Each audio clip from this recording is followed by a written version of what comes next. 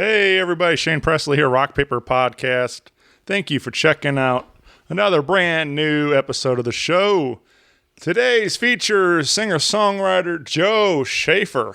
Had a great time getting to meet Joe, talking about his brand new album, Level Best. And it was a really good hang. We covered a lot of ground on this conversation, and I hope you enjoy it. And do want to remind you, as always, Rock Paper Podcast is brought to you by Roughneck Beard Company and American Rambler right here in St. Louis, Missouri, over in the Maplewood area on Manchester. Stop in and visit them there, or shop 24/7 at roughneckbeardcompany.com. Use my code RPP15 for an exclusive 15% off your purchase, including all your favorite beard oils, beard balms, junk powder, or their Roughneck Beard Batter. All kinds of great products over there. Roughneck Beard Company is proud to present Roughneck Light. Finally, a lightweight beard oil that won't weigh you down in the hot summer months. Roughneck Light is formulated to have all the same benefits as our signature line with only half the weight. And it's got a cool, refreshing scent as well. Grab your bottle of Roughneck Light today at roughneckbeardcompany.com. And again, use that code RPP15 for 15% off. Also, big shout out to my friends over at Friendship Brewing Company in Wentzville, Missouri. Stop in and visit them for your all your craft beer needs. Over 25 rotating taps and all kinds of delicious food. You got your burgers and nachos and flatbread pizzas and salads and all kinds of tasty things. And you can also enjoy some great live music out there on the weekends.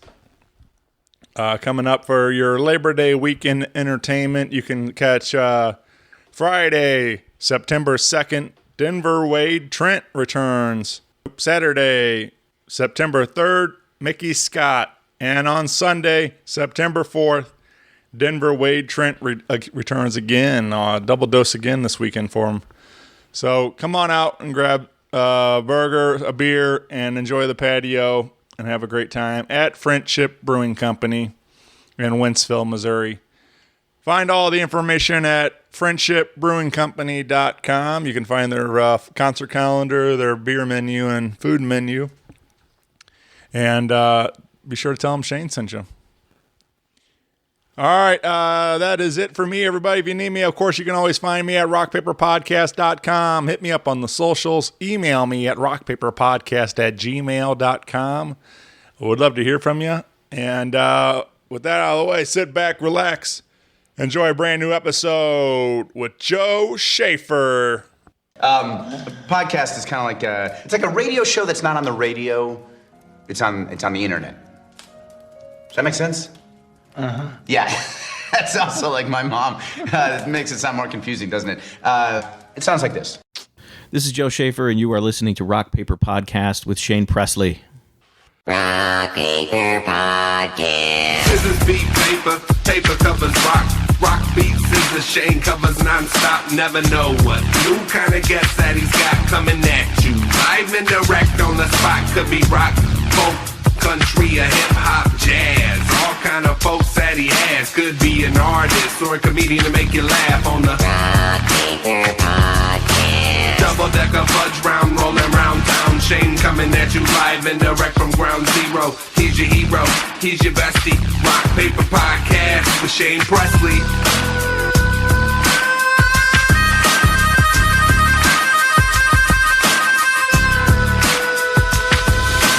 Rock Paper Podcast.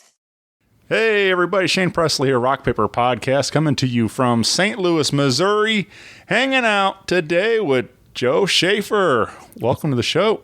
What's going on, Shane? Oh, man, it's been a good Sunday, and I'm glad to be here with you. This is, I don't know, I feel like I keep saying it over and over, but I do this show a lot, and I love that it continues to introduce me to new people. and making music in our town, and that's the case today, man. It's our first time getting to hang out. We have some mutual friends and contact, so it kind of helped connect some of the dots for us, and I'm glad they did. So we're hanging out here today and getting to know you a little bit more about what you've been up to. Yeah.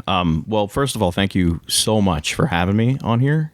Dude, the people that you've had the pleasure to sit down with just blows my mind. You got Bob Bumblebee Kamoski and such a long list of amazing players here in our town, and my God, Radio Rich Dalton. Yeah. Give me a break, man. Yeah. That's ridiculous. He's like, guys our age, we all kind of grew up on AOR format radio, and he's the king. So, that's just amazing that you've been able to do what you're doing, and thank you for shedding the kind of light that you're shedding on local music. Thanks, man. Guys like me really appreciate it, so I'm having a ton of fun doing it, man. Like I said, I get to meet a lot of really cool people, and I feel like the show is just a giant networking platform for me. Like, it's me out meeting them, and it's like I always joke that it's a lot easier to ask people to hang out when you have a show instead of just like, hey, you want to hang out and talk to me for an hour? And it's like, right. It just comes off a little less creepy when you have an actual show to put it on. So sure, yeah. It's I've been blessed, man. I feel fortunate that people want to be a part of it, and that people still listen. I mean, I'm over 8 years now doing this, and so I'm having the time of my life doing this thing, getting to meet all kinds of people. So it's fun. Yeah, and we have the mutual connection in Jeff Lee. Yeah. Of course, the incredible Jeff Lee and his Fire the Humans project. Yeah, Jeff's been a great friend for several years now, and I'm glad we've got to know a lot more about each other and stuff. Just getting to hang out. I had him a part of a big show I did in 2018 with the Poor. That we did like a Riffs for Gifts, Toys for Tots benefit thing we did, and that was a ton of fun. And then I love what he's doing now with Fire the Humans, and but yeah, really talented guy. Yeah, super amazing vocalist, and I was fortunate enough to coax him onto the record. Yeah. So my new record, which just came out earlier this spring, and I'm basically just kind of promoting that, trying to get it out there. Jeff and I spent some time in the studio. He helped me out with he and I did some backing vocals together, and then we kind of do a little bit of a duet on this time around. He's got such a gritty, grindy kind of rock and roll voice. Just fit that tune really well, and he and I, we go back actually all the way to high school, and he was my best man in my wedding. Oh, very cool. Yeah, and we've always had kind of, it's weird because we've had these parallel musical paths that we've always been on, and we're always kind of like trying to spur each other on, but we haven't really like done a lot of material together. Which is weird, knowing each other as long as we have, and being as close to each respective project as we have been, we just haven't really collaborated a whole lot. So that was something I really wanted to make sure happened on this record. I thought, I got to get Jeff on here. So yeah, we had a lot of fun doing it. So nice. Yeah. Well, let's drop in this time around. This is one I picked, also one of my favorites off this record, and one I liked that Jeff's on it, but also the harmonica sounds killer, man. I love that kind of in the bluesy kind of take to it on this particular song. Looks like your Amazon package is arriving. Excellent. This is definitely a lot. Kind of falls more into my taste. I love some good blues and rock and roll and stuff. So right on. Really kind of touched on all that and sounded great, man. So.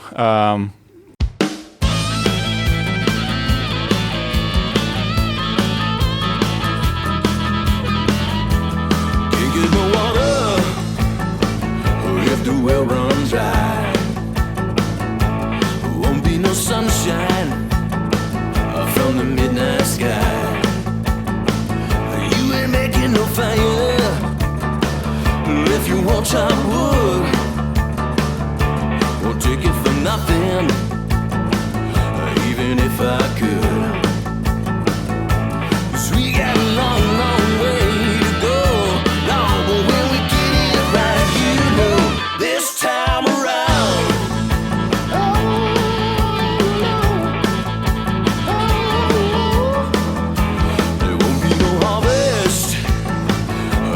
don't lay a seed. Won't get where you're going if your heart won't lead.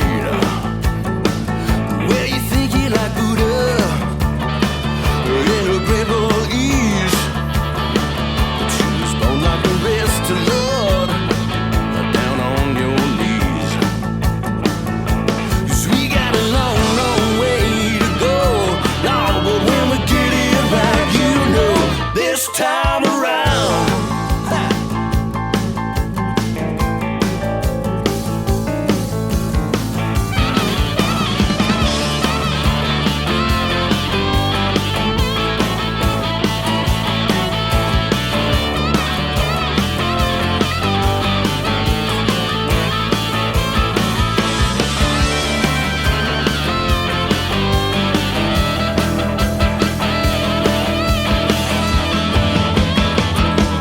Can't get it rolling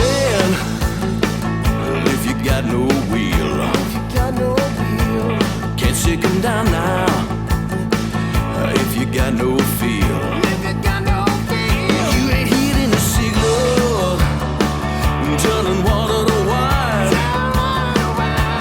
I see you coming. Well, I'd rather be blind. 'Cause we got a long, long way to go. Oh, but when we get it right, you know, this time around.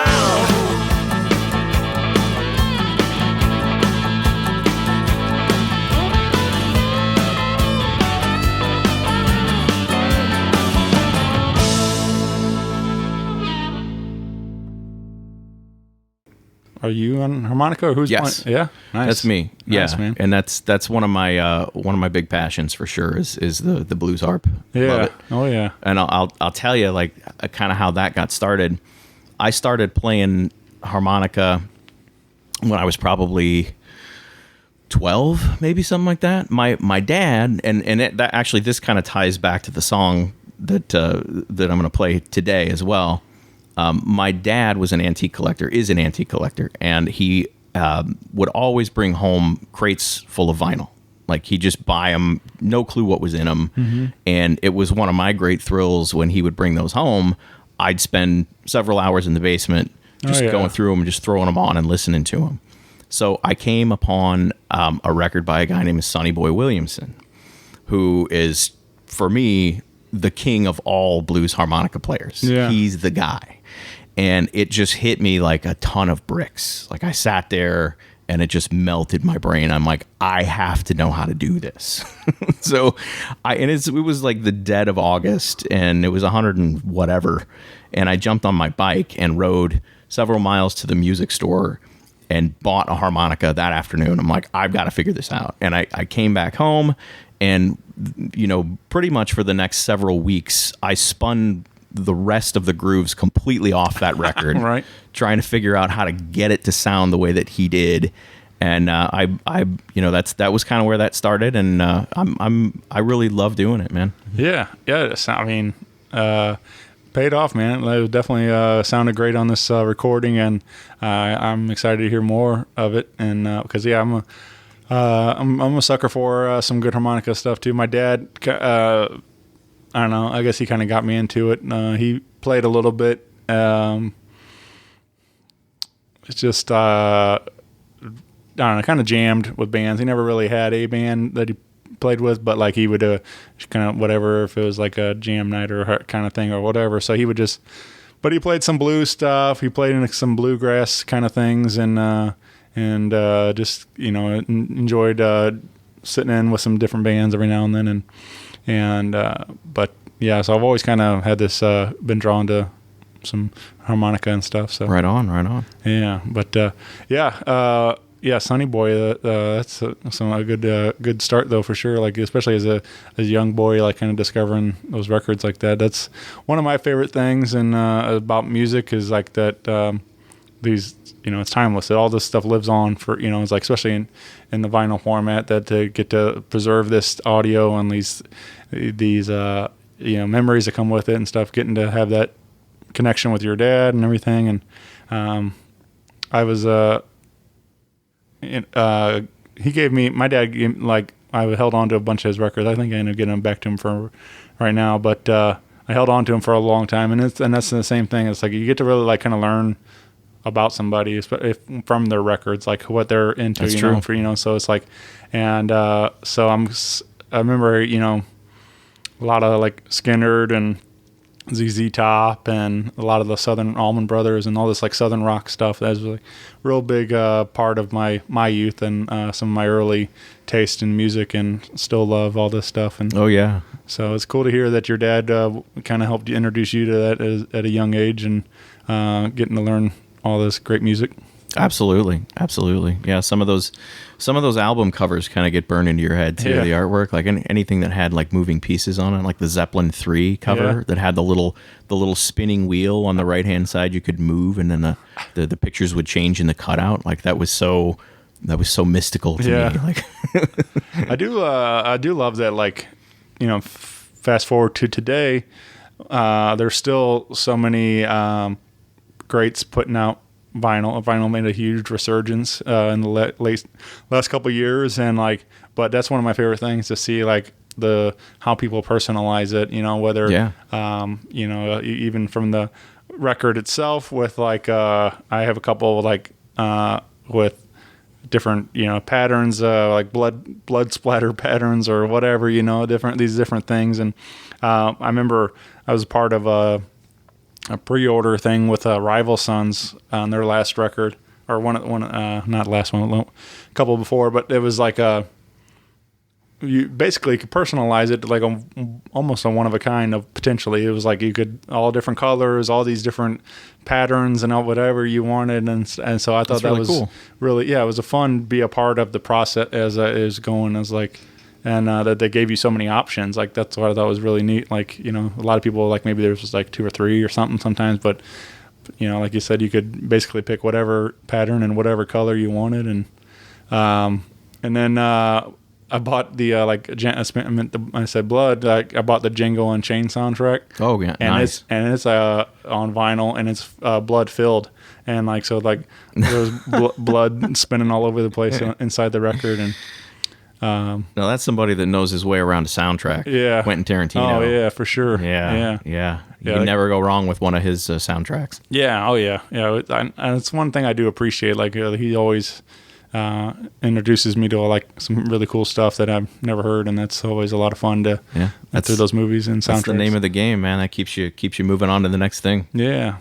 Well, let's. You mentioned this track. Let's go ahead and throw Papa's Rock and Roll in. This is a live acoustic take we did here in the living room, and had some fun with this. And I just love the lyrics. The imagery of it all. Like you're saying, like this is.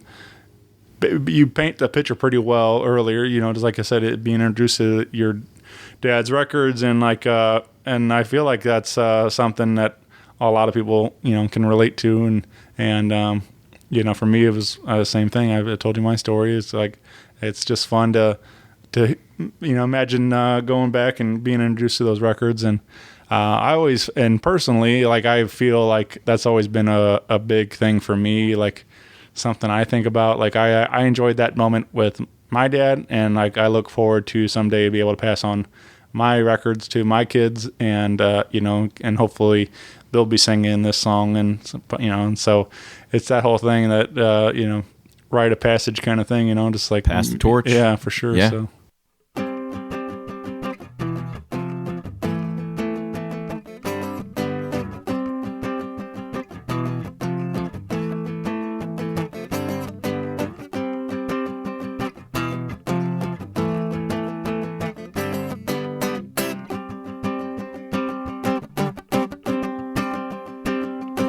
Well, a crate full of records and a second-hand hi-fi sound. Buried at the bottom, and you never believe what I found. Well, you're never gonna give it a chance, just because it made your mama dance. And you can't stand this sound, it's so cliche. Because Papa's rock and roll sounds good to me. Papa's rock and roll sounds good to me. I know it's not the way it's supposed to be, but Papa's rock and roll sounds good.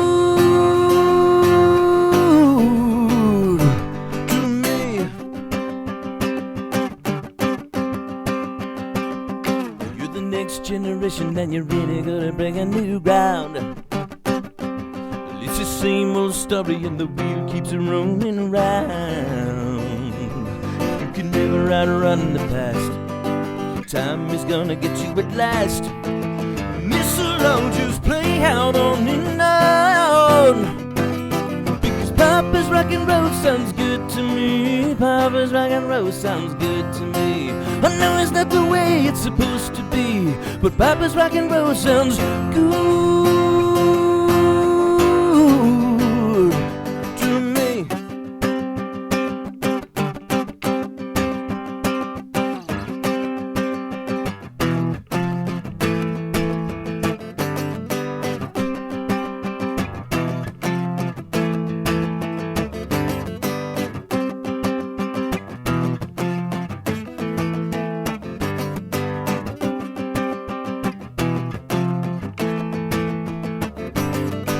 Papa's rock and roll sounds good to me. Papa's rock and roll sounds good to me.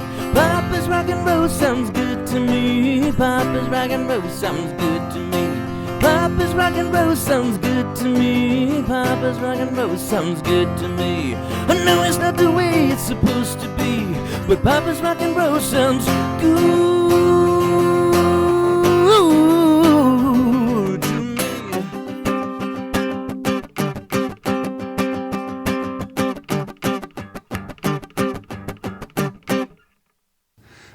But this was cool, man. I really enjoyed this tune. And Thank you. anything else you want to add around Papa's rock and roll? Is there? Yeah, I mean it's definitely everything you said, but it also it's partially inspired too by, you know, there's a lot of people out there, I think, in modern popular music that try really, really hard to kind of get away from their influences and not maybe let them show. And I think for me anyway, and of course this is art, it's all very subjective, but I feel like there's a lot of artists out there right now that sort of try to do that because they don't want to be derivative, but then at the same time they sort of end up making music that doesn't really connect to their past, and they're not really giving influences their due that they deserve, if that makes any sense. Ultimately, to me, sometimes it can end up being pretentious in a way, but this is just kind of, this song is really sort of a response to that, I think. So Yeah, I kind of get. I mean, like, I get everybody wants to be original. You know, it's like I understand that, and it's like, and I feel like everybody goes through the same start where you're either doing covers or you're doing something that kind of sounds like who you've been listening to because that's who you've been influenced by. And it's like, and I think ultimately once you've been influenced by enough people and you put it all in a blender, it becomes you and your sound and your original sound and stuff. So that's it exactly. And I just, sometimes it's just you listen to some people and you feel like, well, maybe they tried to make that jump a little too early. Right. Like, don't be afraid to sound like who you love. Yeah. Because they're cool. Just and that's okay. Yeah. It should be. Sure. There's I know, you know, speaking of like rock and roll and like even Led Zeppelin, I know like that Greta Van Fleet popped, and a lot of people kind of bashed them because they sound too much like Led Zeppelin. Right. And it is all original music, but it definitely sounds like a long lost Zeppelin record of some sort. For sure. Yeah. You can tell they're heavily influenced by them. But I'm like, is that really a bad thing when you sound like one of the greatest rock and roll bands of all time? Right. Like, I mean, I was exactly. So, exactly. you know, it's like, it's kind of both ways. I get like people, maybe you want to sound out a little different, and they have now expanded their sound. Their new stuff's, you know, less Zeppelin, you know, right. So, so I don't know. I just like, it's like, it doesn't sound like people like just, especially on the internet, everybody's got an opinion, and then people like want to bash them about it. And it's like, I don't know, like I like that sound, like, and the fact that Zeppelin's not going to do it again, you know, well, you know, I don't know. I'm assuming they're not, like, they've made it pretty clear that they're not, Robert Plant is not really interested in doing that stuff. Right. And so So, and it's especially original lineup, we're not going to ever have that. So, Right. But Jason Bonham's, he's a badass in his own right. Yeah, he's a monster. So it would be cool to see them all do it. Yeah, but if you're fortunate enough to be a band that sounds like Zeppelin, that's a pretty cool starting point, yeah, right? Right. Oh yeah. So those guys are gonna find their their own originality and expand and grow and do other things, and that's also a natural like, path. They're also like 20 years old, right? Which is crazy. Like yeah. I know that, well, maybe they're a little older now, but I know like when all that stuff was hitting, like they were teenagers. And yeah. So anyway, yeah, it's wild to think about that they're just getting started and they're already as good as they are. Like they're gonna, get better. And so I'm excited. I mean, like I said, but I get what you're saying. Like it's just kind of, some people want to shy away from their influences and others will just like fully embrace it. And yeah, it's almost to a point, and there's a lot of really, really unbelievable players that are out there on YouTube, and you see these really young kids out there doing ridiculously complex things on guitar, and like it's just they're you look at it and you're just mind blown by it, and you go, that's really cool, but to some degree, have they sacrificed the musicality of things? right. And I read an article from in Guitar Magazine where Steve Lukather, formerly from Toto and such an unbelievable studio musician, kind of talked about that. And it's great to do things that are really, really technically advanced and difficult to do, but if you don't have a song at the heart of it, right, and you don't walk away with something to hum or something that touched your heart, it kind of becomes almost like a circus trick, like, and it's I would always encourage anybody to learn more and try to get, your chops as good as you can get them always. But for me, the song's the boss. That's the beginning and the end of it. And if you don't have that, you're sunk. So that's part of my general theory on rock and roll and music. Yeah.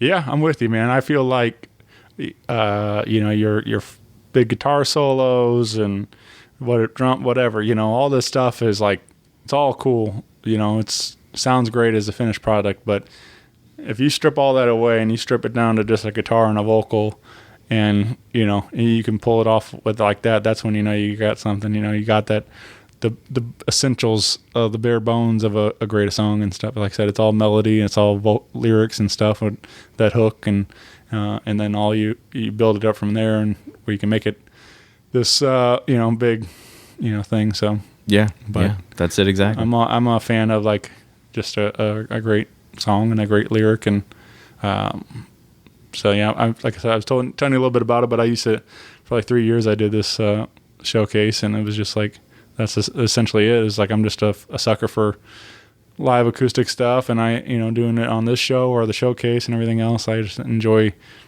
hearing the the stripped down versions of these songs and things. So right on, especially even like early, like again, like Papa's Rock and Roll, hearing like early demos or just acoustic versions of them before they hit the a record and stuff, before we even know what it could be and stuff.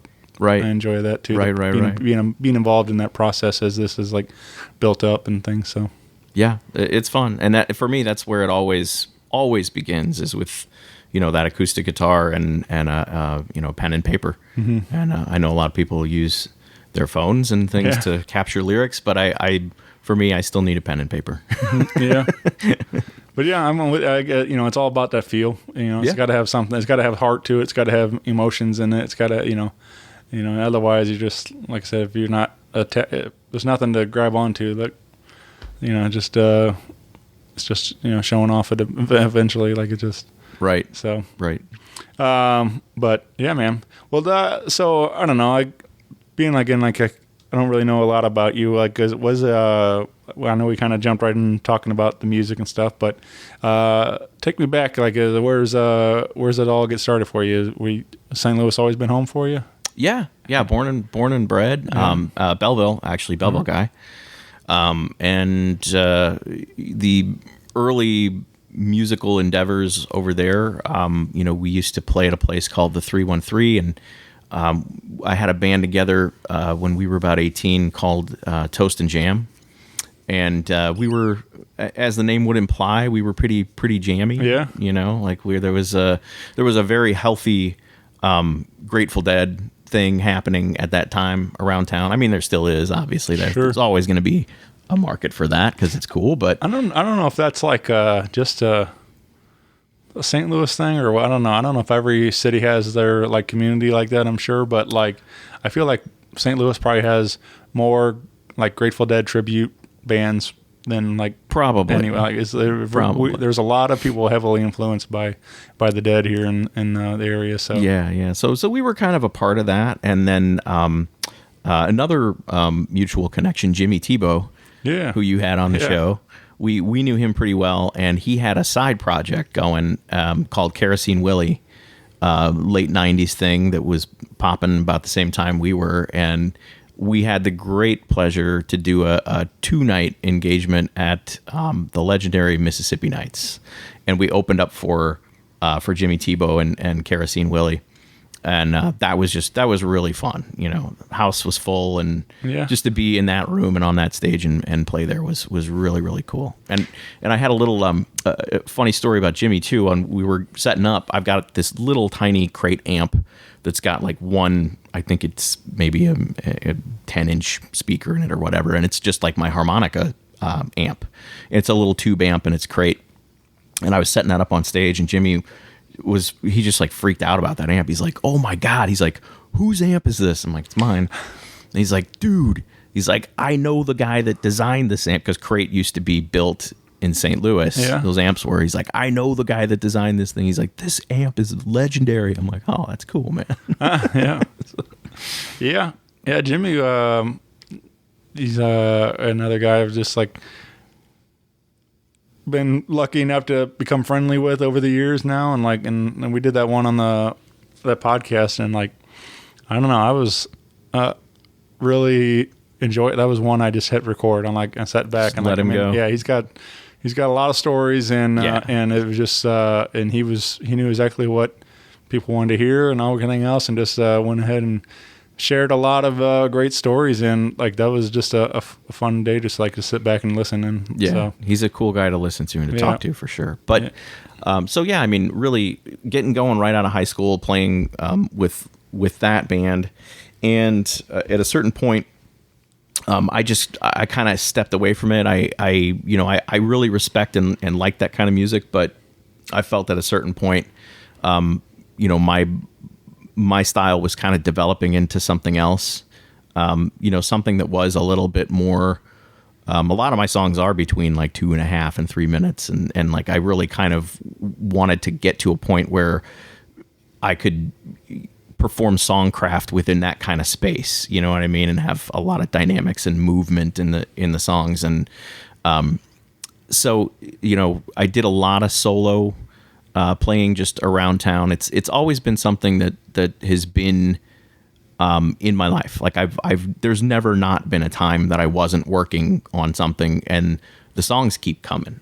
It's kind of I couldn't not write music if I wanted to. Like it's a piece of my psyche and keeps me from losing my mind, frankly. Yeah.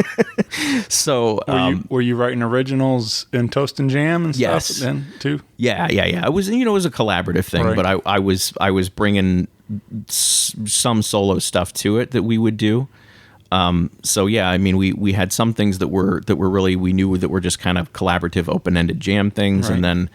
And that was really kind of it. Like the further we got into that project, the more of those kind of things I was bringing to the table, and like I didn't want a 7.5 minute bridge in it. Mm-hmm. Like, that doesn't work here. Right. Like, I don't want that there. So, amicably, I sort of stepped away and sure. and took it a different path. But and I had a trio together for a little while called Cylinder 3. With the great Eric Kent and Jeremy Phillips on bass, and we kind of did like a little bit of a power trio thing, and we had some really good momentum going. We were featured on 88.1 a couple times with Fishing with Dynamite, the great Fred Friction, also another music legend around town. He liked us a lot and got us in some venues, and we had a lot of fun, and things were just getting to a point where we felt like the boulder was about to go over the hill, and unfortunately our bass player had to move out of town. So that was kind of the end of that, and then really I've just been flying solo since then, because it's once you get to that certain point in life and everybody's grown-ups, it's like you try to get a band practice together with 4 grown-ups. It's like herding cats, because there's soccer games, there's this, there's that, there's whatever, and it's like I just eventually went, all right, it's probably more efficient for me as an artist if I'm just banging these tunes out and I'm going to follow my own path. So that, and ultimately that's kind of what led me to the record, to Level Best, was I just kept throwing these songs on the pile, and then I'm going out and I'm playing coffee shows, coffee houses, and solo gigs like that.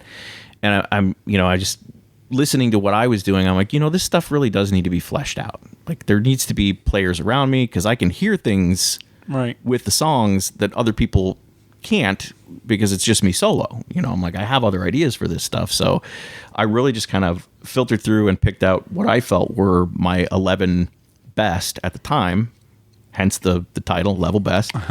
And I went, okay, like, I'm going to go into the studio and I'm going to get the best players that I can get and put them around me, and I'm going to build this thing.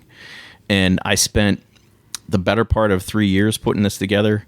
And Red Pill Entertainment, I can't say enough about Jacob Dietering, my producer over at Red Pill. Whew, my God. I've heard his name mentioned before on the show with some other groups. So yeah, I'm like, I don't know him personally, but I mean, I'm a fan of his work. Yeah, he produces Sunvolt. Yeah, and he's worked with Bonnie Raitt a little bit in the past. Oh, very cool. But he's just, I mean, I've never worked with anybody that has the ability to sort of like tell you where your holes are at and what you need to do better in such a constructive way. Sometimes people can do that and it comes off as like, you feel deflated or like almost offended or whatever. But, Jacob's got this way of explaining things to you and like, this could be better in this place, and here's why. Right. So you can take it and really internalize it and learn from that and grow. And he's a fantastic musician in his own right too. So it was a great collaboration with Red Pill. I let him hear all the demos first, and then he and I kind of discussed what I was after for the general sound of things, and he got it. He really vibed with what I was shooting for. And it was just a great experience all the way through it. So yeah, man. Well, Level Best available on your Bandcamp, correct? Yes, you can get it on Bandcamp. The digital download I think is $7, and then for those of you who like such things, I do have physical product. I have CDs. If you're into that, you can buy them on Bandcamp, and I'll mail them out to you. And then I'm dropping each one of these individual songs on Spotify as singles, just because that's kind of the way you do it now, I guess. All right. So, and the next one that's coming out should be August 29th. It's going to be Dresden, Little Twister. Yeah, man. Well, so tell me about this one. This one's a little different than some of the others on the record, but this, and I was also kind of just curious about the title, being why it's the only one with a slash in the middle. Yeah. So that one has kind of an interesting backstory to it, and it's a pretty personal one. And it's usually that's kind of how I write. I don't tend to write a lot of songs that are really I mean, I guess most people write personal songs, but I try to make them about things in my life that really matter to me. So my sister was in a relationship with a good guy, but a guy that had some problems, unfortunately. And it was kind of a long, drawn-out relationship, and she needed to kind of get out of it, and there was drama there. And honestly, he kind of had devised a plan in his head where it was going to be a murder-suicide. She was going home to pack her stuff up and get out of there, and he was waiting with a handgun. Jeez. Yeah. And fortunately, she went into the house and she had a friend with her, and her friend knew what was going on, you know, because she could see him, and he had the pistol and was ready to do some damage. So her friend that was with her grabbed her and pulled her out of the house, and then they heard the gunshot from outside. And obviously, you know, he did what he did, and it was, needless to say, it was an extremely difficult time for her and for our family. She was in a really, really dark place. And I'm an avid reader as well. I just love words. I just love them, obviously. But my favorite author is Kurt Vonnegut, and I was reading Breakfast of Champions at the time. And there's a passage in that book where he describes the bombing of Dresden by the Nazis in World War II. And it was just this haunting 3-4 page passage where he explains what the city looked like before the bombing, and then he just, you know, he explains this moonscape, you know, this skeleton of a city that's left there just in rubble. And so this was all going on, you know, the situation with my sister was happening at the same time that I was sort of reading this book, and that passage was rolling around in my head. And I ended up sort of, you know, that passage became a metaphor for my sister's emotional experience in that moment. So that instrumental lead-in on the beginning of it is Dresden. It's supposed to be, you know, basically a metaphor for her, drawing on that piece from Vonnegut. And then obviously the main body of the song, I called it Little Twister because at that time she was kind of all over the place and you know, always fun, but, you know, kind of left a trail of destruction sometimes. God bless her. But, you know, the main body of the song is really meant to be kind of a rally cry for her coming through that situation. And then there's also a little Easter egg for Vonnegut fans coming into the third verse where I said, the man says, so it goes. And so it goes is a line that he uses over and over in that book. The main character says it usually when somebody has died in the book. So, and that's kind of, you know, I don't know that anybody would be able to pick that out if I didn't tell you, but that's usually just kind of how I write. So, yeah, that's the story of that song. So. Yeah, man. Well, thank you for sharing that. And yeah.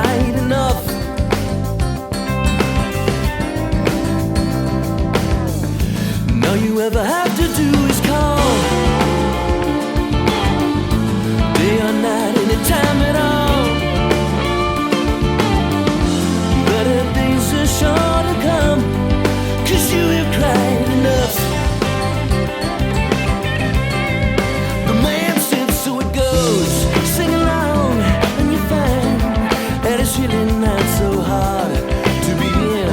Let's be clear that the good times are so near.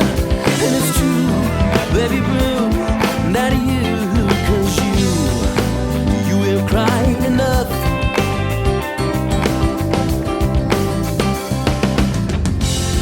Better days, better days, better days, better days, better days is sure to come, 'cause you will cry enough.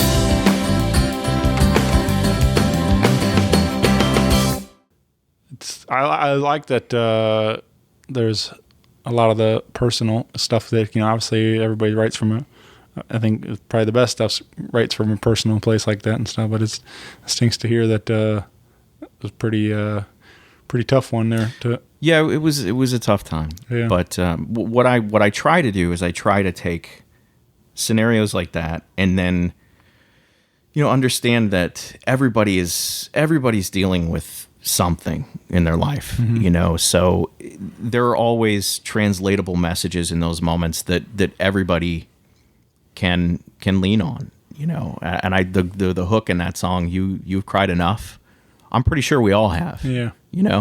So while it is extremely personal, that's kind of my thing is I try to write really personal, but I try to write universal and relatable to everybody at the same time. So right. Yeah, man.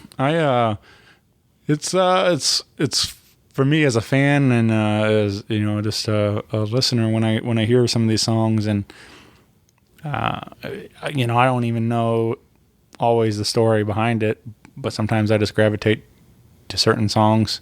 Right. And sometimes you like to know the story. Sometimes you create your own story and some in the way you interpret lyrics and things. Yeah.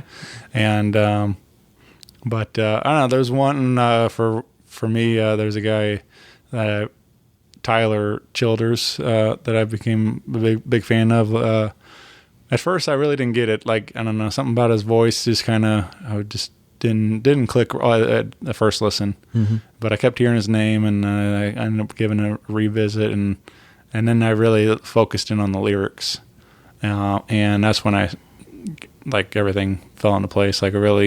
He's got a beautiful way with words, and there's a song that he has called Virgie, and I don't know, man, it really just one of those that just spoke to me, there's at the right time and the right, it's just everything clicked. It was weird how it's a song I'd kind of heard, but all of a sudden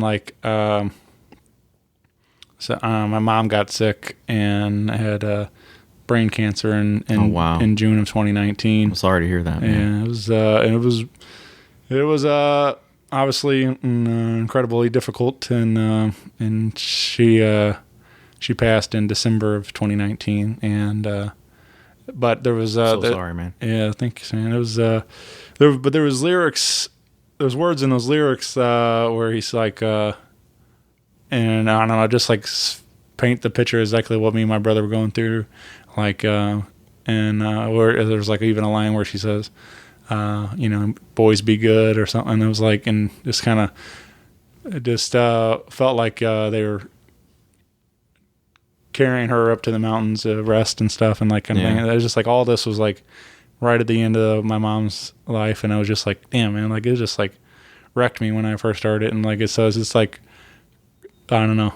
It's cool when you find these songs, even if they are incredibly difficult and sad moments and stuff. When you find songs where it sounds like almost somebody's telling your story, or these lyrics could be something I wrote or whatever, it's right. those are really cool when you have that. Even if somebody you've never met, whatever, you have that personal connection somehow with them. Yeah. That's, to me, that's totally it. That's the highest function of music, as far as I'm concerned, is just, connecting one human being to another, right. And I think that in some ways it's kind of you're just, you want to remind people that we're all going through it together, and that nobody's alone in their experience. That's the greatest thing. If you go to a concert and you can get 30,000 people together, right. and they all come together over one song and a set of lyrics like that, that's that's basically just reminding each other that we're all human, and we are connected, and you don't have to do this alone. People understand what you're going through. If music has an ability to do that in a unique way that nothing else does, and that's that's sacred and special for sure. Yeah, I do feel like there's a lot of that. Like I feel like sometimes it's just natural. I feel as we're going through some of these things, it's easy to feel like you're going through it alone a lot, and even if you have family and friends and everybody, it's just still like just natural to feel like I'm the only one like going that knows what's going. But like, and then you have these moments where it's like the other people are telling stories the exact same thing. You realize that we are all the same. We are all connected like that, and it's just like it's cool to have those moments like that. And I've even heard like I listened to this podcast called the Honeydew, and Ryan Sickler hosts it, and he interviews a lot of various celebrities and comedians and different things, but they all like kind of share their the tagline is highlighting the lowlights, and it's all these like really difficult times in their life, and I don't know. So even that is like it was kind of been therapeutic in a sense for me, like to hear some of their stories, even if they're like really difficult, but people, I mean, obviously they're comedians. They make jokes about it, and there's a lot of laughs through it. But you realize, like again, like I said, hearing these stories, it's just like, man, we are all the same. So yeah, we are for sure. Yeah, but and that's what I do feel like especially when you go to a concert. That like I've often talked about how I like to go to a lot of concerts by myself, just because it's, as you mentioned, getting the band together and everything else. It's same things as I've been trying to get some of my friends to go to concerts, and they got babies or whatever, or work or whatever. There's 100 excuses and stuff when I get it. Like, but I'm like, well, I'm going, and so I got tired of buying the second ticket and letting it go to waste. So I was like, I'll just buy my own ticket, and then I get to talking, and I realize like I meet these people, and like we're all there for the same band, so we already have something in common. So we start talking, and eventually it's I've met people now, going to enough shows and talking. I end up meeting them and running them at other shows, and they become actual friends now and stuff. And it's just like it's awesome. So it's fun that music is a great uniter like that. Yeah. So that's why we need it now more than ever. Yeah, that's why we're here today, man. Music brought us together. So, absolutely. Yeah. Well, you like I said, the record is Level Best, available on the Bandcamp page, and you can you can stream it there. You can download it digitally, or you can get physicals mailed to your house from Joe. I wanted to highlight another track with that I caught my ear, and called "Prove It Every Day," and this was fun for me. I don't know if there was any an influence at all, but I feel like kind of like a little Elvis or something of that era, like kind of coming through on this one, of like kind of that rock and roll with especially with some horns in there, and even like you kind of get you manipulate your voice a little bit more on this one, where it's like a little deeper and like in the so I feel like that's just where my mind started going as I'm listening. I'm like, and it felt good, man. I like the horns on it. I like the lyrics a lot too, especially like just we're going on September will be our 8th wedding anniversary, and I feel like this is kind of like a good message to a lot of couples. Like sometimes you got to prove it every day that you're it's like just remind them like why you're there and stuff. So. Yeah, man, you're dead on the nose, right with everything you said on it. It's like it's one of many songs that I wrote for my wife, and that's what it's all about. Sometimes it's like it's hard to keep going, and work sucks or whatever, and it's like this and that, you get bogged down with everything. But then you got to remember, like that's what I'm trying to do. I'm trying to prove it every day. That I'm committed, and this is us, and we're doing this. So. I'm gonna prove it, baby, now. Every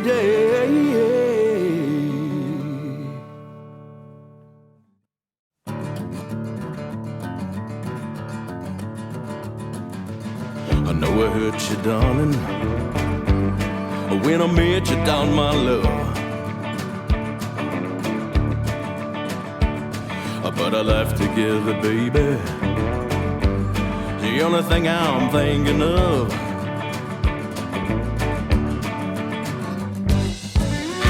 You're the only reason I rise to meet the day. You gotta listen, baby, hear me when I say I'm satisfaction guaranteed, and I got just what you need, feeling stronger every day. And if you let me, baby, I prove it every day. Prove it every day, yeah. Took a little time, turn a boy into a man. But I got to show you, baby, I'm gonna do all that I can.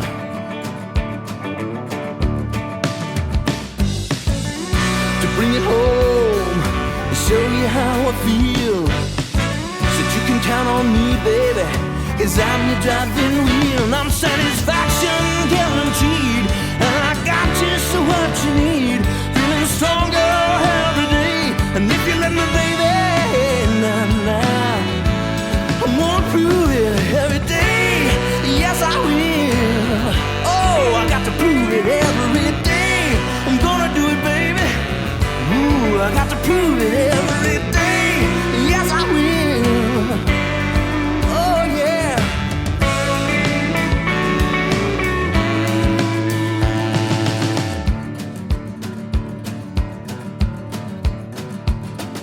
I'm grateful to you, darling, for showing me the way.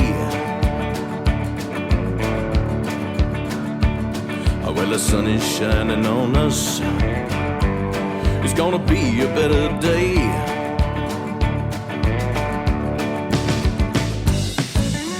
We got a lot of life ahead of us to live. I'm counting on, or giving all I got to give, and I'm satisfaction guaranteed, and I got just what you need, feeling stronger every day. And if you let me, baby, I'm gonna prove it every day. I got to prove it every day.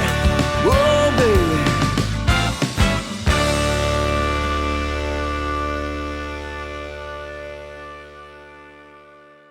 But you know, as far as the musical influence, yeah, you're right on it. That song is like my love letter to Memphis. Yeah, you know, like that's some kind of combination of Johnny Cash and Otis Redding. You know, I had Stax Records on my mind when I was getting after that one. So, yeah, man. Well, I went too far off then, I guess, with the Elvis, but you know, it's definitely he channeled some of that too. Oh yeah, it wasn't quite Stax, but it was. He's in there for sure. Yeah, I put a little peanut butter and banana sandwich on that one. There you go, man. I don't know. It's funny, especially having the sharing a last name with him. Like I get it every now and then. People will be like, you know, asking if I'm related or, you know, or something. And then if I sang a little bit, I don't sing, but every now and then I was singing something at work the other day, and she's like, you know, that sound pretty good. You might be related to him. And I'm just like, all right, whatever. You know, just it's one of those. I feel like people, because you have the last name, they just like.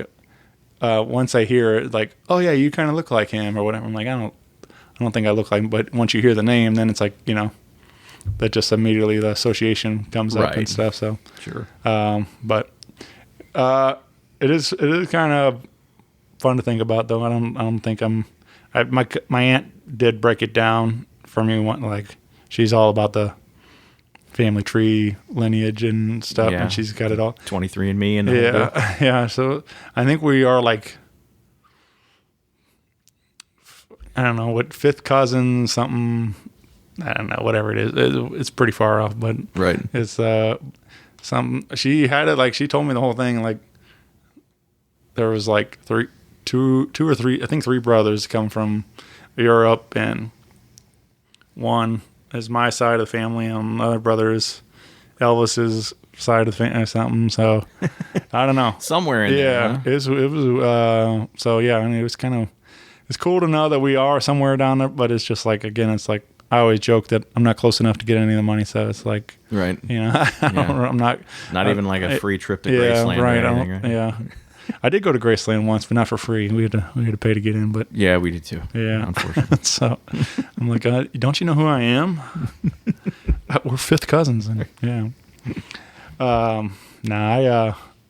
But yeah, anyway, man, this Level Best sounds real good, man. I really enjoy this record, and so it was cool to get to give it a spin on the way over, getting to come over here and hang out with you, and so if you like what you hear, again, check it all out on Bandcamp, or coming soon to streaming service for you. And like I said, Joe's going to release that little twister on the 28th. I think 29th. The That's what 29th? it's going to be, yeah. So keep coming soon. We'll keep an eye out for that. But yeah, man. So yeah, and you can also find Joe Schaefer on your Instagram. So if you want to get plugged in socially, you can find him there. But I got a couple questions I've been asking, and get your take on some of these. Most of them are pretty ridiculous, but they're fun to think about. Yeah, fire away. But all right, day comes along, and then we have a Joe Schaefer action figure. What would you like to see as your like 3 accessories to go with your action figure? Ooh, that's a great question. I would probably say a guitar, harmonica, and a microphone. Yeah, Yeah. pretty simple. There's not the crate amp. No. Yeah, that might be a good one too. Yeah. Yeah, we could switch out the mic maybe for the crate. There you go. What's your? Do you have harmonica preferences? Do you have like a? I think I've played just about all of them. I'm still pretty much a Honer guy. I like the Special 20. It's got good strong reeds in there. You can bend them up pretty good, and they'll stand the test. So, and they're not super expensive either. I've had some like high end ones, and it's like when you blow a reed out in a harmonica, there's not a lot you can do with it. You have to throw it away. So, yeah, the Honer 20 is kind of home for me. Yeah. Was that, and then like you have like an effect on it for this time around. Is that like use pedals for that, I guess, or? So that is the classic harmonica microphone, and it's called the Green Bullet. Mm-hmm. And there's all the really really great Chicago blues guys. Most of them that weren't like the country blues guys, but once you got into the 50s, most of those dudes played a Green Bullet, mm-hmm. and it basically just sort of distorts your signal. It's got a resonator like in the coil in the face of it, and there's various different versions of it out there. Shure made one really really early on in the late 40s, early 50s, and I don't think they were actually made for harmonica, but that's what they became. So, but yeah, I've always loved that gnarly, fuzzed out, hairy crunch of that Green Bullet. So yeah, man, yeah, that's kind of my harp rig is just get the Green Bullet, crank that baby up, and then run it through a tube amp and let it rip. Yeah, there you go. All right, what about a fictional band you would love to see live? Like anybody from movies or TV that you ever been a fan of? Like a fictional band? Yeah. Ooh, that's a good question. It's funny, like it's something you don't really think about. There's a ton of them though. Like once you do start going down the list, like even like Dr. Teeth in the Electric Mayhem. Oh, dude, I think you just nailed it. Yeah. Actually, that's the one I would want. That would be cool. I'd love to sit in with Dr. Teeth. Yeah, Man, right. That'd be killer. Yeah. It's funny you say that, like fictional band. Like I've always had this idea in my head that you could I have a name for this band that doesn't exist. Jack Hammer and the Bent Steel Band. Yeah.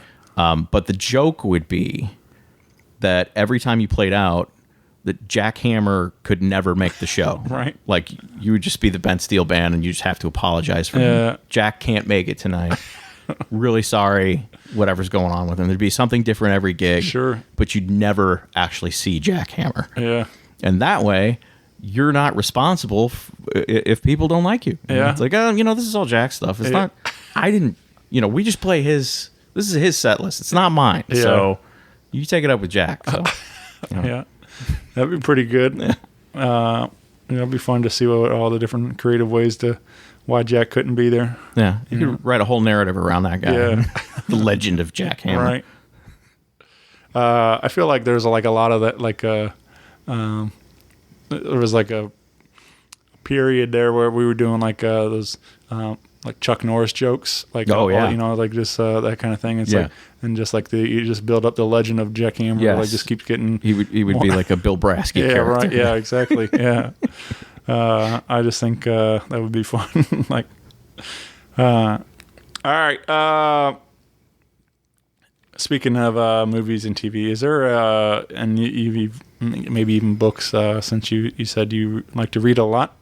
Is there a movie or TV show you wish you were in? Is there a certain world or something that you think that Joe would be a good fit in there? Well, I don't know that I would necessarily be a good fit, but I had an awful lot of fantasies about being a Jedi. That's for sure. Oh yeah. Yeah.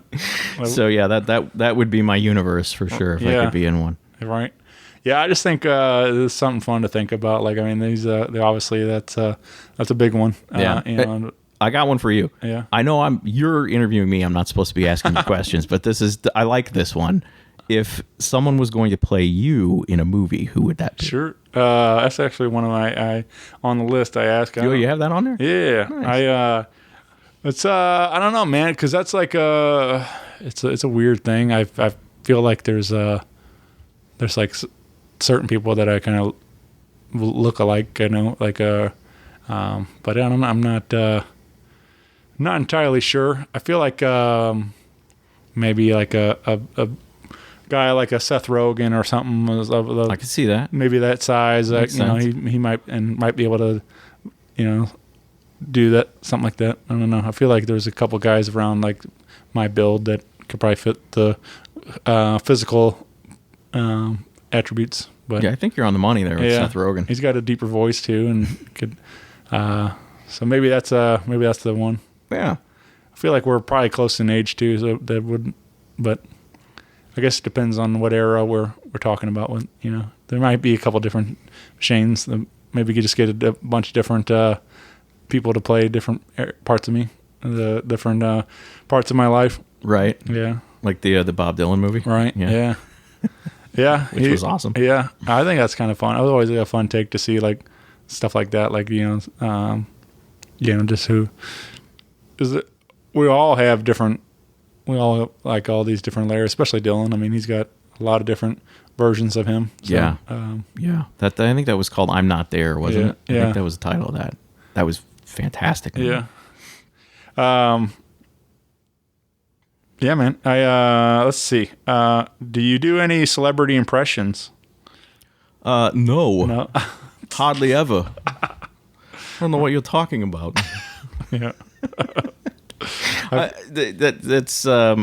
do some not great impersonations. Yeah. But I wish I could think of a couple of them off the cuff that I do. Yeah. Voices are just funny to me like that. Like I'm big on cartoons and voice acting stuff. Like I just find being able to like mimic somebody's voice or pick up on those.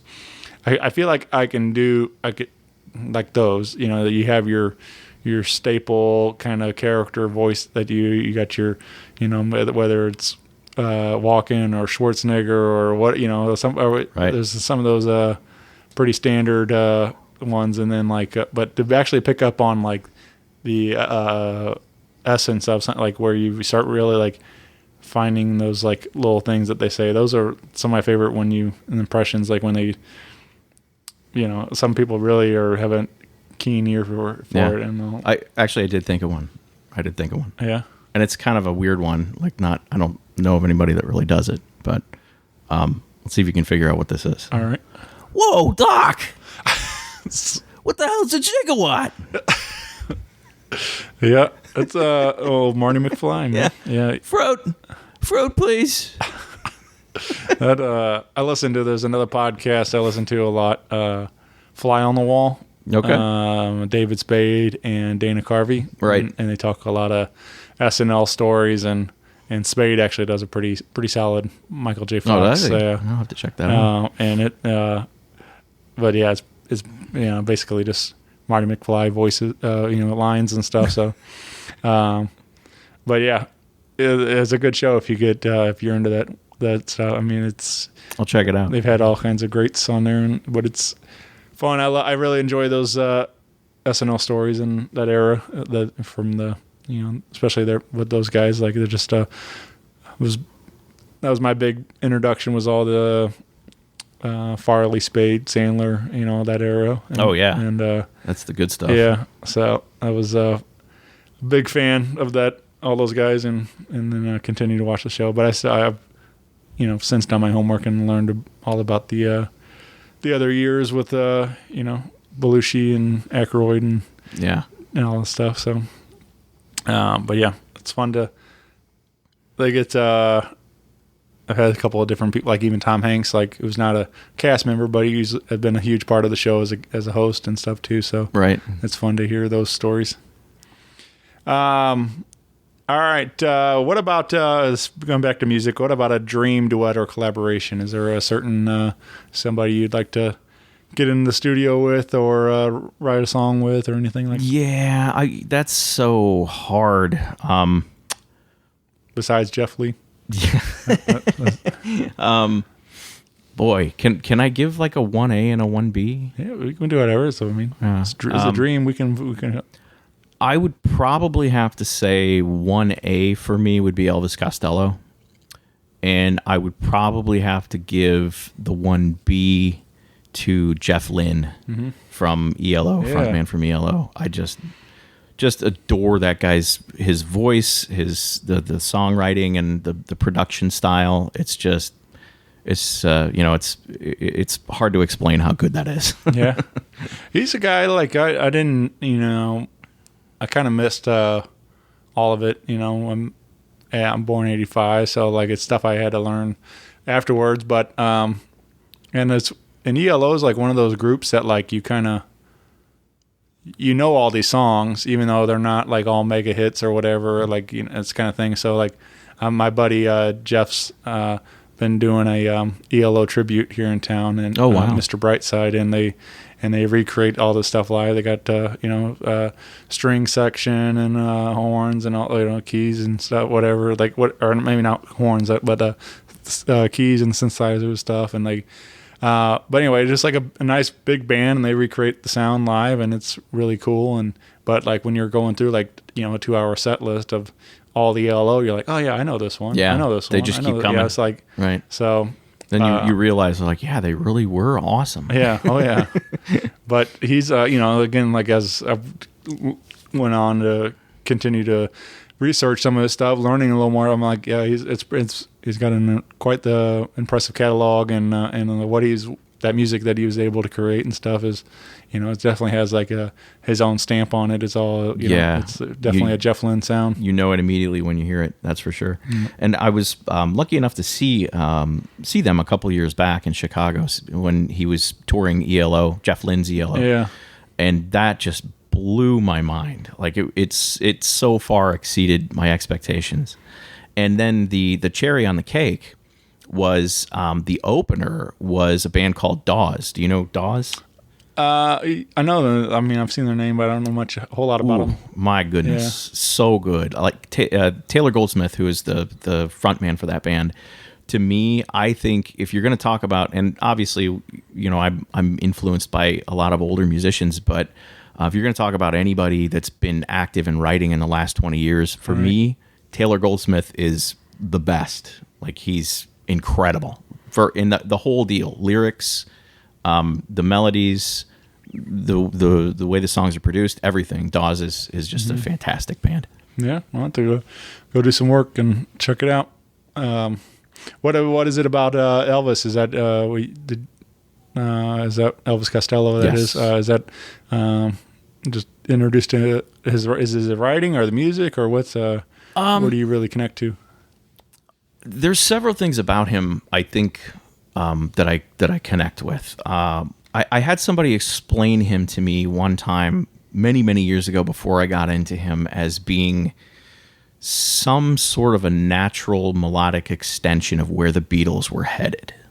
And the Beatles, I mean, everything begins and ends with the Beatles for me, like that's, forget it, But when it was put into that context and I started to listen to him, I'm like, yeah, I can hear that. The Beatles ended in 1970, and then Elvis Costello's showing up in the latter part of that decade, but it feels like melodically and where the Beatles were headed, it feels like they kind of left some unfinished work as a band. Obviously, they all had their solo stuff, which was amazing in its own right, but you just kind of always wonder, where would this have gone had they stayed together through that decade, And I think that Elvis Costello somehow connects back to that.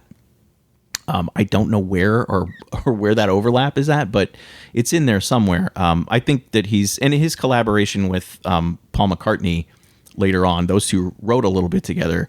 I think in some ways he almost, I don't want to say filled in for John Lennon because that's not possible, but there was some parallel there that made sense. Yeah. So there's a lot of things I really love about Elvis. One, that melodic piece that we're talking about, I think that connects back to the Beatles, but he's also got this snarl and this edge to some of his lyrics.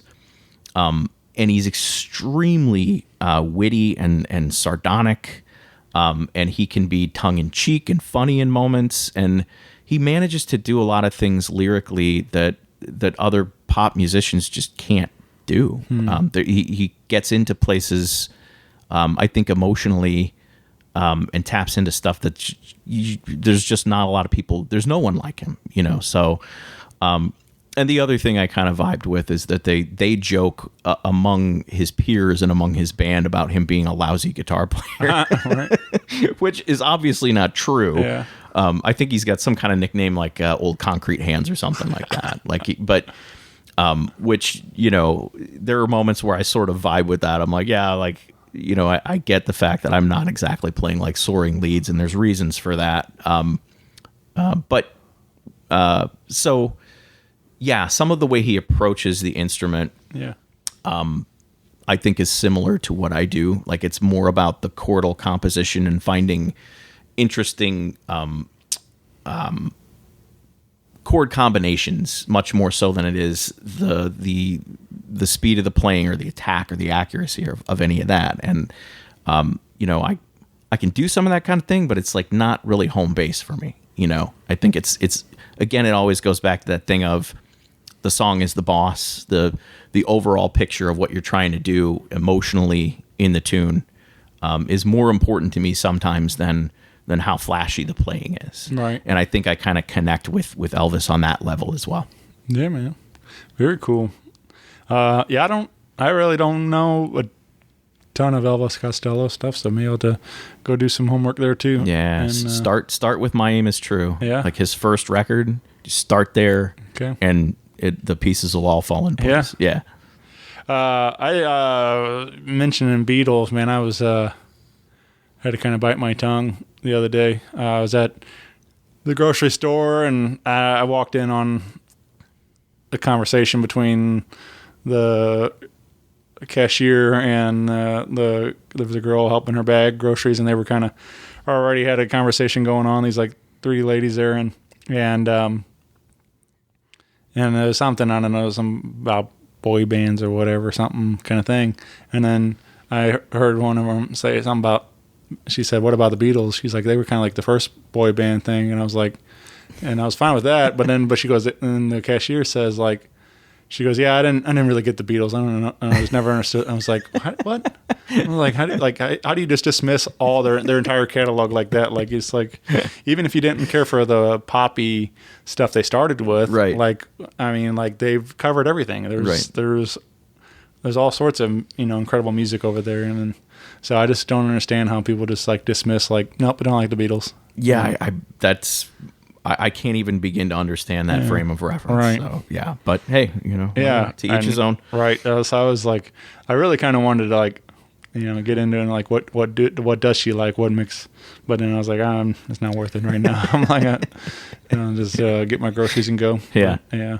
It was funny though. I'm just like, but that's how I feel like that's a lot of people though. Like they just, I hear I was talking about the other day. That kind of gets me another same frame of mind. People like just dismiss. And I don't like country music, and it's like country music is how are you going to dismiss an entire genre because it's like I get like if you maybe you don't like certain eras or whatever like this especially that they still call today's music country music, when right? I don't agree with. I feel like there should be some sort of a new term, a new subgenre of it or whatever. But glittery Nashville thing that's happening, yeah. But then like what is it about? Like, do you not like? Is it the pedal steel? Is it the whatever? It's like I don't know. But it's just funny to me that people like completely eliminate an entire genre of music because they, or something like that. They won't even get a try. That is a big bucket. If you're going to say I don't like quote unquote country music, that's the it's like you kind of have to ask like what specifically are you referring to? Yeah, exactly. I mean, I'm not a huge fan of like modern country. That's not my thing really, but if you're going to talk to me about let's talk about some Willie Nelson and some Texas outlaw country. Yeah, that's cool stuff, man. That's really cool stuff. You're going to talk to me about Hank Williams, some of those original guys, George Jones. That's really good stuff. Yeah, and you obviously you could broadly call all of that country in the same way you could put anybody that's on the modern country list that but there's a lot of subgenres in there. Yeah, exactly. For sure. Yeah, but I mean, I've just there's the same country as an example, but there's a lot of those kind of things people say like that just so it just kind of gets me. Rock and roll is really that's become a term that people are sort of defining for themselves these days. And I've got some thoughts on that in general and kind of the state of things musically. It's like in the 50s and the 60s, you had a very small finite set of source material, right? So if you wanted to be a rock and roll artist, there wasn't a whole lot that you really needed to know. There was a few other comps out there, and you could go banging away 4 chords in the truth. There wasn't a ton of material there already in the catalog, Right. So, here we are, how many years later, almost 60 years up the road. And now you look at that category and somebody uses a term like rock and roll, which, I think there may be even a lot of young people that feel like that term is irrelevant or doesn't even exist anymore. Right. There's things like techno grunge out there now that somebody's like, I'm really into techno grunge. I'm like, okay, well, that's cool.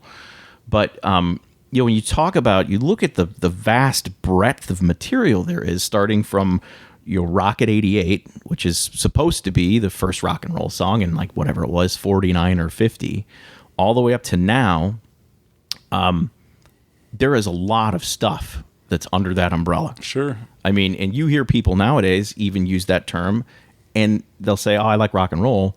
And you find out they're referring to something like Slipknot. And you're like, oh, okay, like that's cool if that's what that is for you. Or maybe they're talking about Metallica, and you don't know that, but like someone else's definition of rock and roll is Chuck Berry. Yeah.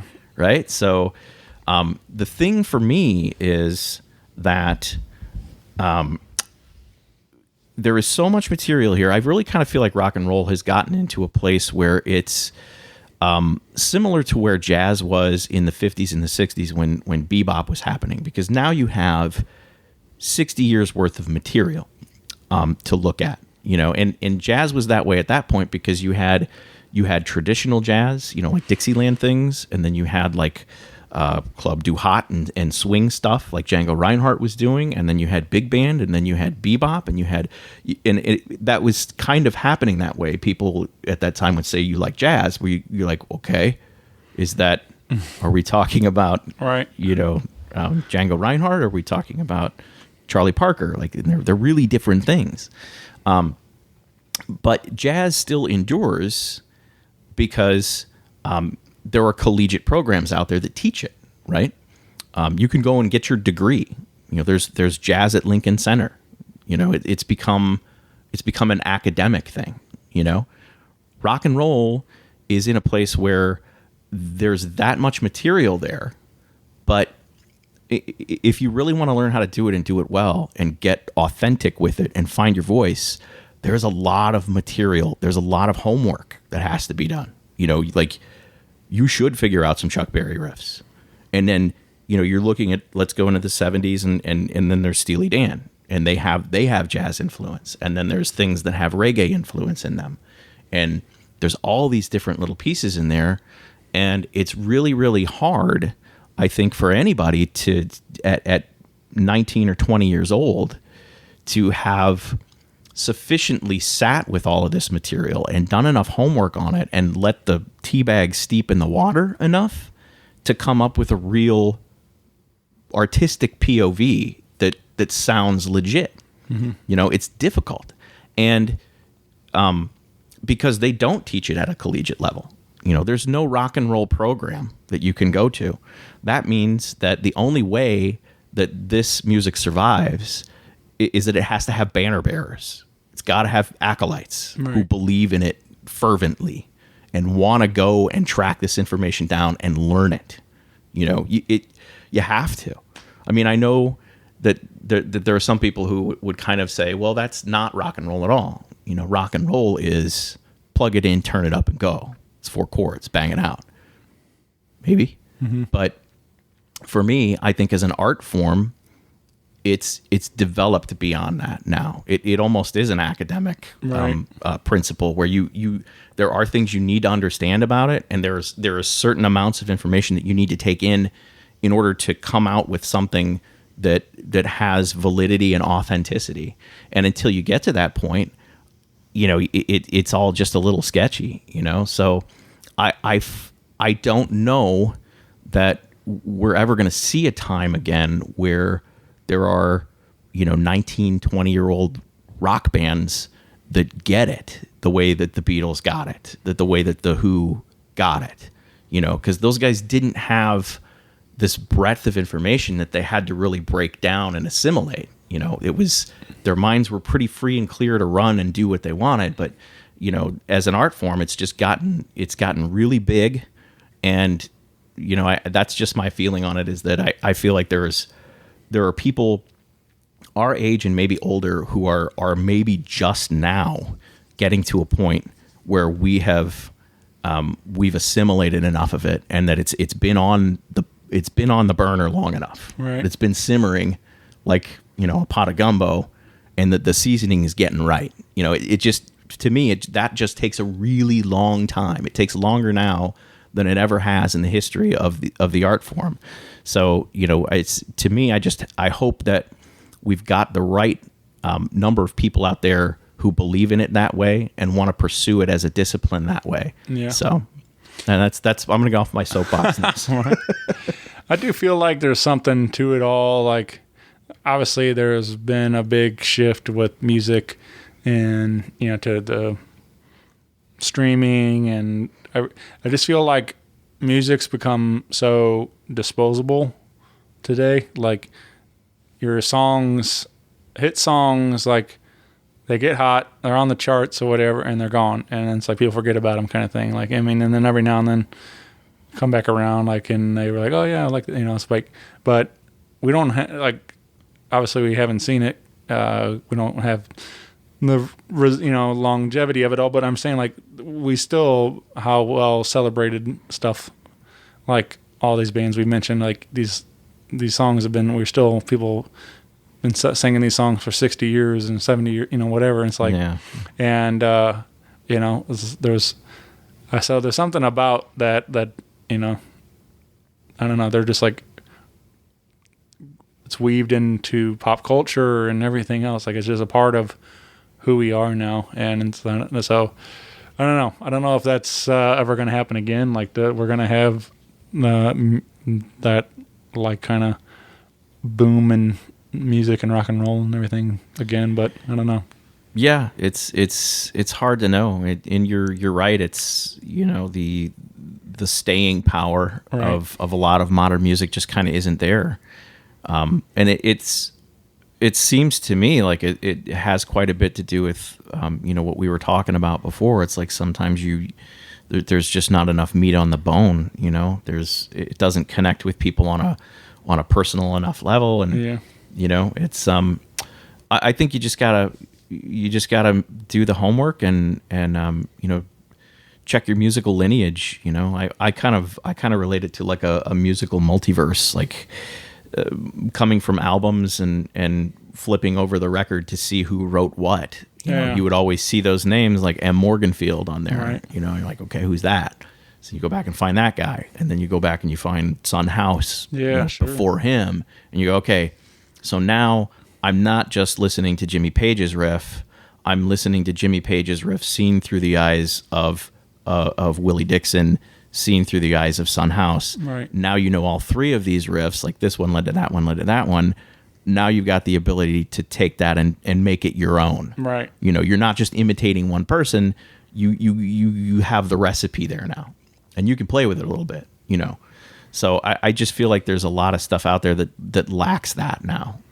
Yeah, I do feel that that's a lot of how I've learned a lot about music, and is just going backwards, and I'm a sucker for liner notes, like I said, that, and reading who played on these records and who wrote these lyrics and different things. And, yeah, me too. So yeah, I don't know. I feel like that's kind of, again, with everything on streaming platforms and stuff, it's kind of that whole physical aspect of holding a vinyl record and reading those things along with while it's spinning on the needle, and it's like it's just gone. It's like there's people still keeping it alive, but it's just not the normal anymore and stuff. And so, but I'd like to see more of it come back around. Yeah, it's tricky. It's hard to understand it in some ways, because when you look at the types of media sales, what's physically been selling over the last several years, vinyl has exploded. Yeah.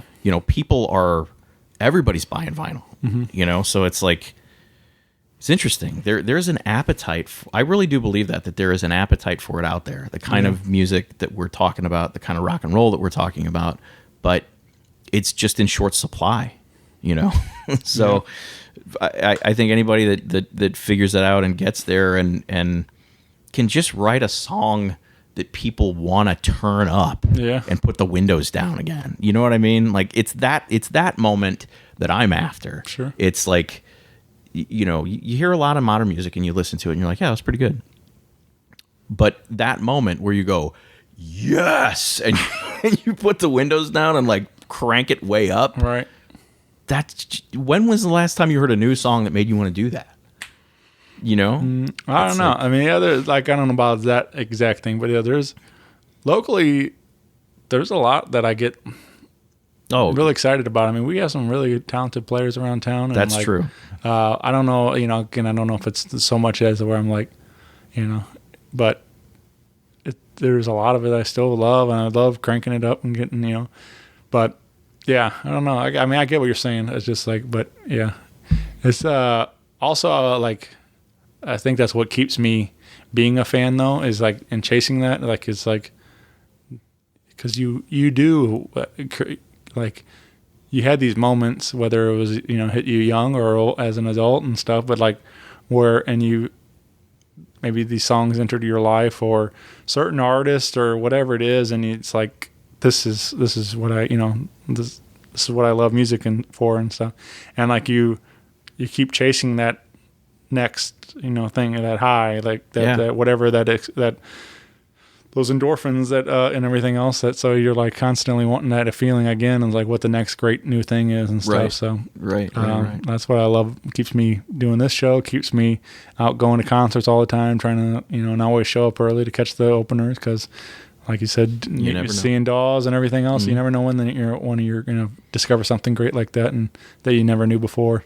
Yeah. So Yeah. No, and you make a great point again about just what an amazing music city we're blessed to live in. Right. That's just, there's so many good players and acts around town, and it's like that's another thing. I feel is that in some ways I feel like we almost underrate ourselves. We don't, as a city musically. There's a lot of cool stuff going on here, and it's this is where Chuck Berry came from. Yeah. For goodness sake. yeah, It's like, I think sometimes it's like, I think we almost maybe even take that for granted sometimes, yeah, I agree, man. Yeah. That was one of the other people I ended up meeting through all this was just recently sat down with Charlie Berry III. Oh, wow. And I also met his dad that day. But just to get into kind of talk to direct, connecting with Chuck and everything, getting to continue to share that. And Yeah, that's was pretty cool. So that's incredible. I shared a property line for years with Chuck Berry out here in Wentzville and Nice. where I grew up, and Berry Acres out there, and I never met him, but I did get to see him live twice in concert, and That's cool. I but- never did, unfortunately. but I've been I get what you're saying. Like for me, it was always kind of like, oh, there's Chuck, that's Chuck's property, and it's like it was just nothing. I feel like that's such a weird thing to say, but like I definitely like respect what he did for rock and roll and everything and his music, but it's just like, again, it's kind of I had a weird perspective being that it was just Your neighbor. it was just a guy, it was a neighbor kind, Right. like kind of thing. So it was like it's really strange, but yeah, I do feel like there's maybe some of that, like, but obviously he's